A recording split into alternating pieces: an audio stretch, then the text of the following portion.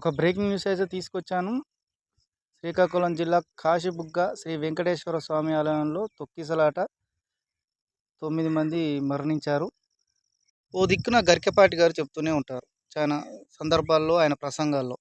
అందరూ ఒకే రోజు ఒక నక్షత్రం అని, ఓ రోజని అంత స్పెషల్ అని చెప్పేసి అంతా ఒకేసారి గుడికి వెళ్ళడం వల్ల తొక్కిసలాటలు జరుగుతాయి. ఉట్టప్పుడు దేవుడు అక్కడే ఉంటాడు. దేవాలయం అక్కడే ఉంటుంది.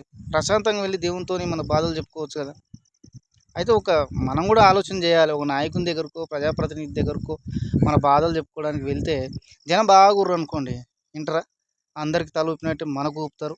చేద్దాం చూద్దాం అంటారు.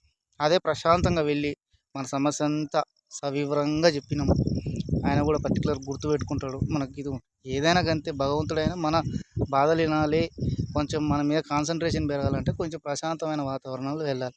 ఇవో ఎగేసుకుని అందరం పోయినాం అనుకో ఏముండదు. మనం లైన్లో నిలబడాడు గంటలు గంటలు, పిల్లలకు తర్వాత పెద్దలకు అందరికీ ఇబ్బంది. ఆలోచన చేయండి, వేరే ఏం కాదు. నేను మహాభక్తుడిని, నేను దేవాలయానికి వెళ్తుంటాను, కానీ కొంచెం ఆలోచన చేయండి అని నా సూచన, అంతే, వేరే ఏం లేదు. నా ఛానల్ అయితే సబ్స్క్రైబ్ చేసుకోండి.